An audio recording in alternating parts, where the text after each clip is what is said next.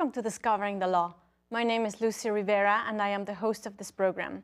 Discovering the Law is a program that teaches you about the law, makes the law more accessible and less scary.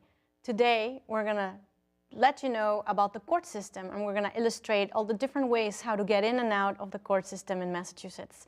For that, we have a very special guest, Leslie Feldman-Rumpler. Leslie is a member of the Federal Bar Panel and also a member of the Appeals Court Panel through the Committee for Public Counsel Services. Leslie, welcome to our program. Thanks for coming, and we're very privileged to have you here. Thank you. Please describe to us, let's start with the municipal court. What happens at the district court level, the criminal cases that go there? What is that court? How do cases go there?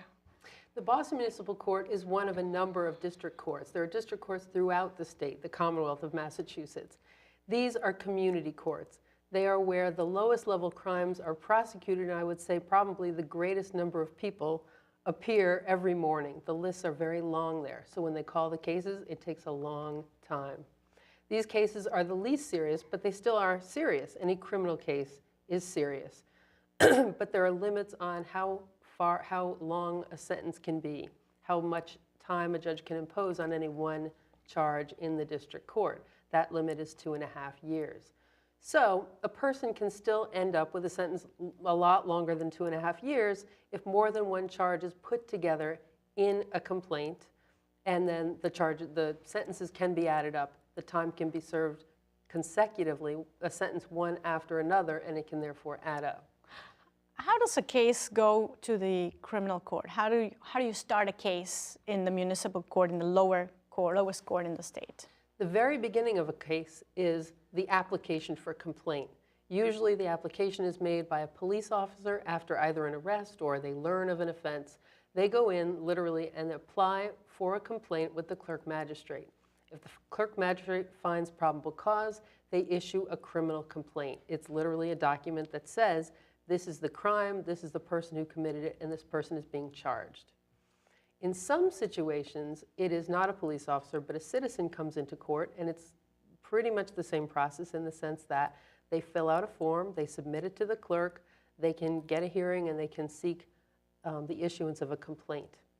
When you say probable cause with a clerk magistrate, these applications are filed with an office called the clerk's office. And one of them finds probable cause, which is defined as more likely. The physical piece of paper may be filed in the clerk's office. It ends up in a courtroom in front of one clerk, a clerk magistrate, who has the power to issue the complaint or decide not to. Probable cause is essentially what it probably sounds like, which is it more likely than not? Is it more probable than not that this occurred and that this is the person who did it? Mm-hmm. So normally, I would say in the vast majority of cases where the application is submitted, a complaint issues. And that begins the process against the defendant, the person charged in the complaint. And another way to get in there is through an arrest. Describe that. That's right. If a police officer is out in the community and actually sees a crime occur, the officer has the authority to arrest that person and bring them into court, but the process in court is still essentially the same. There's an application, there's a complaint, and the person is charged. The proceedings then begin. They have, at their first appearance, they are arraigned. At the arraignment, they are literally informed what the charges are. Here's what you're being charged with. They are normally assigned counsel at their first appearance because most people don't already have an attorney at that point, and if they cannot afford a lawyer, they are assigned an attorney for the whole case. Very good. So, and when a police officer arrests somebody, they don't necessarily go before the magistrate all the time. So they themselves can file a complaint at the clerk's office, and that begins. That begins the process. But either way, that's where it goes. It starts in the district court, and as long as the charges in that case are charges that the district court has jurisdiction over, then it will stay in the district court. If the charges are too serious, the case may end up in the superior court because the district court cannot deal with a case where the sentence would be over 2.5 years, House of Corrections on any one count. And give some examples of the cases or of the charges which the first instance court or the lower court can hear? Charges typically heard in the lower court would be the lower level drug offenses, possession of a controlled substance, even distribution of controlled substances, assault and battery, assault, even robbery. There are all kinds of charges that come through the district court. But even those very same charges might end up in the superior court if the person being charged, the defendant, has a long record, has already served sentences out of cases from the district court. The prosecutor, the DA's office, may decide to charge it in superior court. Yeah, let's talk about the superior court. Please describe what that is, and as you were mentioning this way, if you expand it on it, and tell us what other ways are there to end up in the superior court. The superior court has jurisdiction over all the most serious offenses. It can take a case from the district court. The district court cannot take a case that's going to end up there that's too serious, but the superior court can take any case. The sentences in superior court, excuse me, can run anywhere from the same 2.5-year sentence imposed in the district court to life. But the cases that typically end up there are the more serious ones. These are violent felonies, serious major crimes, murder, armed robbery, those kinds of offenses. And those cases go through the entire system of the superior court, from indictment, which is the charge that begins the case there, and there's an arraignment just like in district court. That's where the defendant finds out what the charges are. Again, they have to have an attorney to represent them and take them through the Leslie, process. And sorry to interrupt, but I wanted to ask you further, like you were talking about the different ways to get into the superior court. Like you said, tell us about that. When you have a lot of district court cases, someone is accused of many, many things and actually gets convicted of those things. How does that person get in there? And I know that there's another thing called an indictment. Would you explain both ways, or any other way that you know people end up in the superior court? Sure. First, I will say that nobody really wants to end. It's not a goal to get in. It's more of a goal to get out. Yes. But what can happen is there is one DA's office. Well, no, there are multiple offices, but there's one district attorney for each county. And under that district attorney, there are offices that handle superior court cases, prosecutors that work in that court. There are also different prosecutors who work in the district court. And decisions get made within the DA's office. Where are they going to charge this particular crime? If they see a person come through who, as I said, has had many, many cases already in the district court, and they look at it and they feel that the court system has given this person multiple chances to sort of clean up their act and stop committing crimes and get on a different track, they may say, even though this case could be brought in district court, we're going to put it in superior court because we want to send a message to the defendant. So that's what they do. They make it into a more serious case by bringing it in a more serious court. And what is an indictment? An indictment is the formal charge that's brought in a case in superior court. It's literally a piece of paper that sets forth the charges, and this is not issued by a clerk magistrate. An indictment is signed by the head of a grand jury. The way a grand jury works is the proceedings are all in secret. It's completely unlike a trial. People are not generally familiar with grand juries because they're not exposed to them. The proceedings are only conducted by the prosecutor. So in the grand jury room will be the grand jurors, who are ordinary citizens, just like the people who sit on a trial jury. But they're behind closed doors with the prosecutor. The prosecutor can bring in witnesses to testify in front of the grand jury, and then they will ask the grand jury to issue these charges against the defendant in the form of an indictment. So, excuse me, the grand jury normally does return those charges, and the indictment is signed and returned, and that is the beginning of a criminal case in the superior court, typically. Oh, so the grand jury is different from the regular jury that you would call on trial, because as you're saying, the grand jury only listens to evidence to determine whether or not this person is worth or not to bring up to that higher level that people want to avoid. Well, the grand jury really decides, is there probable cause to issue this indictment? That's what they're deciding, and they decide it, as I said, in the privacy of a room with the prosecutor. The defendant is never present in the grand jury, and the defendant's attorney is never present in the grand jury. All of this happens before, in some cases, before the defendant even knows about it, But even in a situation where a defendant may know, I might be in trouble, they might issue an indictment against me, they cannot go in that grand jury room and watch the proceedings. Ah, interesting. And for example, if somebody is convicted of a crime, even at the lowest level, what can they do if you're in the municipal court in the lowest level? A person who's convicted of a crime, either in the district court or superior court, has recourse. They can appeal that conviction. Normally, in the district court, and sometimes the superior court, I would say in both, typically a defendant is sentenced pretty quickly after conviction. The jury comes back with a verdict of guilty, and often in the district court, right then and there, the judge will sentence the defendant. Sometimes they need more time or they need more information. It will happen within a matter of days or weeks, but it doesn't go on for a long, long period of time. It happens promptly. And then that's the judgment. The defendant is judged guilty and has been sentenced to whatever the judge decides to sentence. At that point, you have a completed process in the district court, and the defendant can appeal from that conclusion. How they do it? Literally, they begin the process by filing a notice of appeal. This is a document that's filed in the trial court, and it literally tells the trial court, I intend to appeal this conviction. The trial court then has to respond by gathering up the record of the case. They send out requests for transcripts of the proceedings. There's a stenographer who prepares a transcript. Everything is gathered together and then sent up to the appeals court, where a whole other process begins. The appeals court is a completely different world than from the district court. In the district court, you have witnesses, you have testimony, you have exhibits, you have live evidence coming in, or evidence coming in on a live basis, you might say. In the appeals court, you are dealing with a cold, hard record.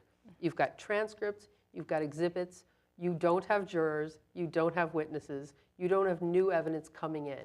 So a defendant who's convicted can appeal to the appeals court, but when they do that, they're limited to issues that can be identified from the transcript. What happened? What went wrong?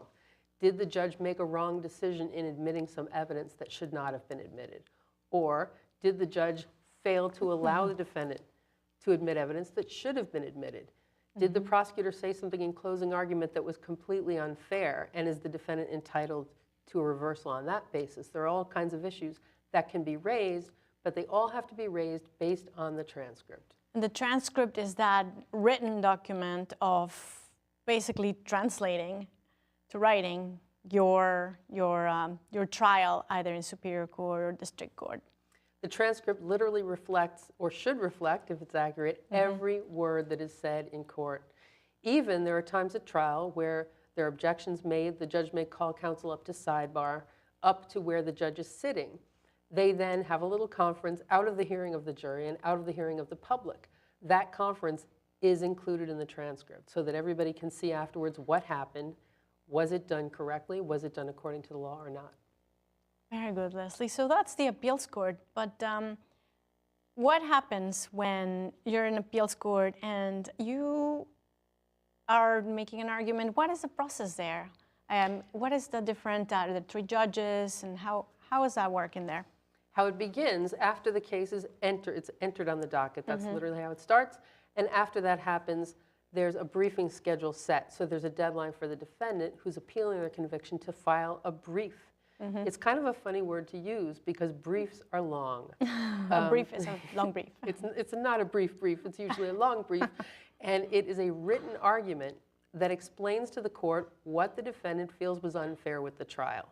It has to have a basis in the law. It's really not just why you feel it's unfair, but that feeling and that idea of unfairness is translated into reasons why the conviction should be overturned, and those reasons all have to be based on the law. So our guest today is Leslie Feldman-Rumpler, and we're talking about navigating the court system in Massachusetts, state level, appeals level, and we're also going to hear about the federal level. My name is Lucy Rivera. I'm the host of Discovering the Law, which is an access program to educate you and teach you about the law, make the law less scary. So Leslie, tell us about the arguments in appeals court. The arguments in the appeals court are much more formalized and much more regulated than in a trial court.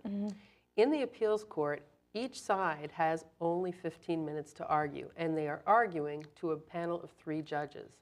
So the attorneys are each seated at their own side, and in the middle is a podium. At that podium is a light that goes from green to yellow to red, and that's a signal to the attorneys of how close they are to the end of their time.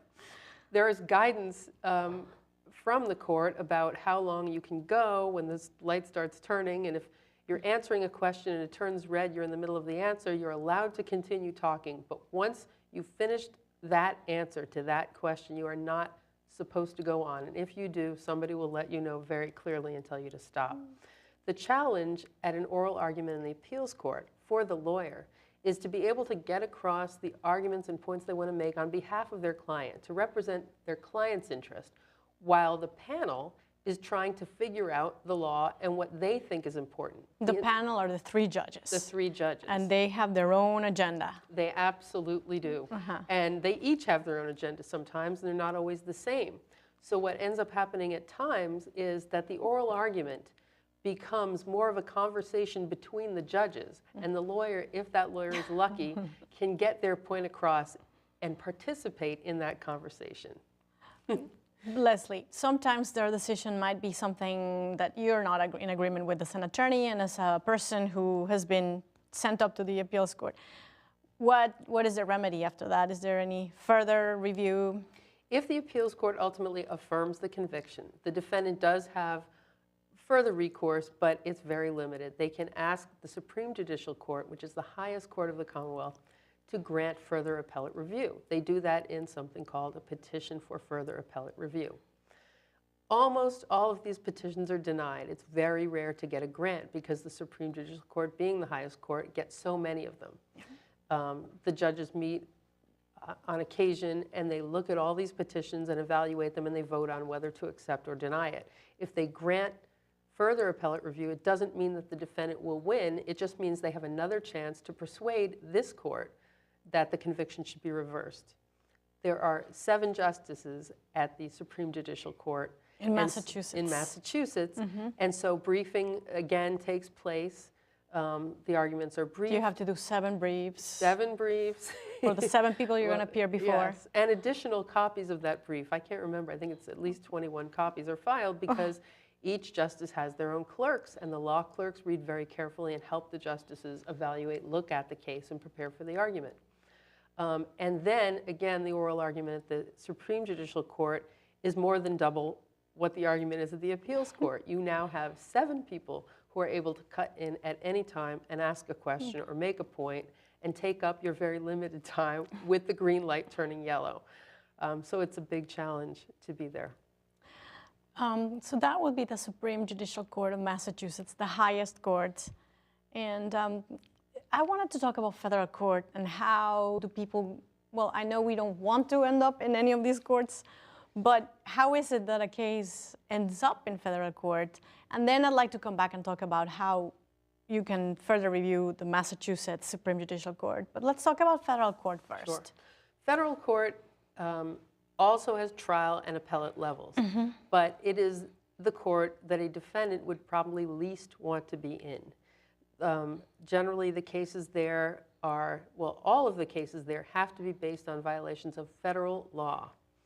Federal law, to distinguish itself from the distinction between federal and state law, is that federal law usually, if not always, concerns something that has some relationship with things interstate. So, for example, there are some crimes that are both criminal under state law and violations of federal law, such as unlawful possession of a firearm. You can be prosecuted in state court for unlawfully possessing a firearm, even if that firearm was made in Massachusetts. In federal court, that can only happen if the gun is made in Massachusetts, if that gun has at some point crossed state lines. Now, the government has to prove that. They can't just prove that you possessed the gun, that you possessed it unlawfully. They have to prove to a jury beyond a reasonable doubt that you possessed a gun that has at some point crossed state lines. They can do it either by showing the gun was made elsewhere, or they can literally prove that it traveled interstate. They have to do it, though. Similarly, you can be prosecuted for, say, assault and battery in state court if you commit an assault and battery on anyone. But if the person that you assault or commit an assault and battery on is a federal officer, there's a special federal statute addressing that makes it a crime to assault or assault and batter a federal officer. There again, the government has to prove the whole thing, the assault and battery, and that the person who is the victim is a federal officer. Also, if you are traveling by the Navy Yard and you're by the Coast Guard property and you park your car illegally somewhere, that ends up in federal court because it's federal property. That's right. Some offenses are prosecuted there because it's federal property. What other ways are there that we want to avoid, of course, but what other ways are there to get cases at the federal level? Very similarly to how you end up in superior court after enough district court cases, the same thing can end up putting you in federal court. If the federal prosecutors learn of the case and think that it's serious enough, for whatever their reasons, they can choose to prosecute there. For example, an armed robbery of a bank. A bank is a federally insured institution. There's the hook. So you can be prosecuted in federal court for that. And it's really a matter of who is going to do the prosecution. Is it going to be the district attorneys in state court, or is it going to be the federal prosecutors in federal court? Interesting. So aggregate and also by way of indictment. What happens in the federal court? Tell us just briefly what's the process, arraignment and all that process once a person ends up, unfortunately, there. Well, I would say the overall difference, again, between the two is that federal court is much more formalized. Everything is scheduled specifically on a particular case. When you walk into a state district court facing charges in that court, again, it's a community court. There's a crowd of people. Cases are called one after another, and you never know. You could get there at 9 o'clock. You could be reached at 11:30. They might call your name. In federal court, you are told to appear at a particular time, and they are ready for you at that particular time. You start the case with an initial appearance. Just like in state court, you're informed of the charges at an arraignment. You are asked to plead guilty or not guilty. Generally, the plea is not guilty because this is the beginning of the case and nobody knows where it's going to go yet. The defendant needs the opportunity to see what the evidence is and to figure out how to proceed. So the case begins there. And can you change your plea later on, or? You can change your plea at any point, but along the way, the defense has a right to obtain information about what the government's evidence is. This process is called discovery, and they have the process both in state and federal court. Which is a way to obtain evidence, just called discovery, a term of art. Tell us about the sentencing, and how is it different from state court? Again, sentencing in federal court, like pretty much everything there, is much more formalized. It's slower. It's a multi-step process. From the time a defendant is found guilty in federal court, whether it be by a jury verdict or a guilty plea, to the time that same defendant is sentenced, usually at least 3 months go by. Why? First, the probation department has to prepare something called a pre-sentence investigation report. This is a thick packet. It can be 80, 90 pages, and it comes after the probation officer interviews the defendant. The interview can go on for hours, and it goes into the entire background, employment, family history, education. They follow those interviews up with calls to the people who would have the information to verify it or not, and they present it to the judge in the report. Oh, Leslie, well, this has been really informative, talking about the court system, and we learned a lot about the federal court. I think we're going to have to ask you to come again so we can keep on talking about Supreme Court. We've ran out of time today. And for our viewers, I want to thank you all for seeing Discovering the Law today. Again, today our guest was Leslie Feldman-Rumpler, who is an experienced practitioner who knows he's in the appeals court panel and the federal court panel. She talked to us today to demystify the process of the court system in Massachusetts. And thank you for watching our program. This program can be viewed also at www.discoveringthelaw.com. And my name is Lucy Rivera. Thanks for watching.